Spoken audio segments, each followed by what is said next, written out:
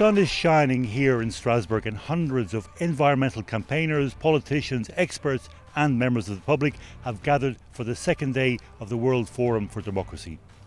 The theme of this 9th edition of the forum is Can Democracy Save the Environment?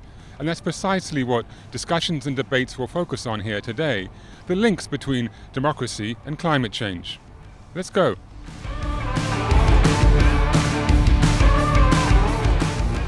I believe democracy can save the environment, but we have to transform democracy to serve this purpose, because the climate change and sustainability question is a global question and the global scene is not democratic. So we cannot save the environment if we don't have like a more democratic space globally.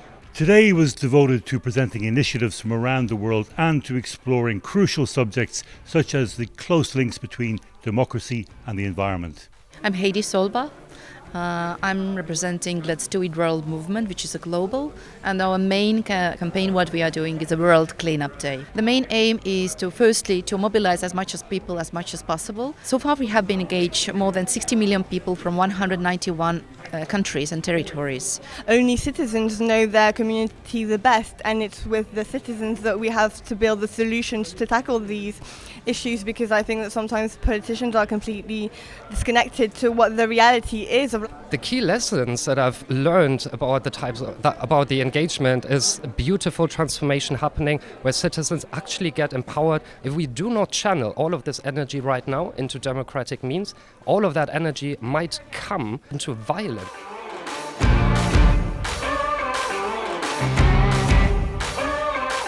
Much of the day's discussions focused on the extreme importance of cooperation between a wide range of stakeholders. I think that the involvement of the people, the right to talk, the right to see, to be part, to catalyze activism with high ethics is really important. Nicolas Bourillon from the Cycling for Democracy NGO has biked his way to many different environmental initiatives. He was particularly impressed with one he found in Finland. If I have to give an example or two, there could be the town of E, for example, in Finland. We want to be a sustainable community. We talk about public-private people partnership, and we want to include people together with these shared goals and shared achievements.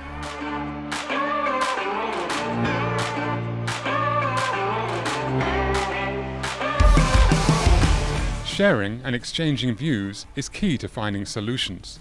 This sharing can be between individuals or between different regions of the world. Can democracy save the environment? Inside this question there is another question, which is, can environment save democracy? And I think both questions are working together. A lawyer said that human rights are deeply affected by climate change and that they offer a path to litigate for climate justice.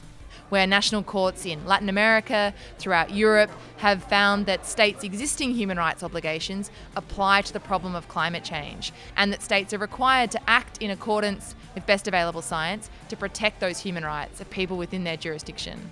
One activist from Nigeria pointed to another pressing challenge. Can democracy save the environment? What do you think, Kenneth? It depends on the state of the democracy, so I think we should democratize democracy. I think that love can save the world. Democracy is a kind of love for humanity and love for people. Yes, for sure, it can save the planet. And after a day of lively discussions, participants let their hair down a little at a concert by the Bosnian band Dubiosa Collectif and by the French cult rock group Rita Mitsuko. We'll be back tomorrow to cover the final day of this 9th edition of the World Forum for Democracy. See you then.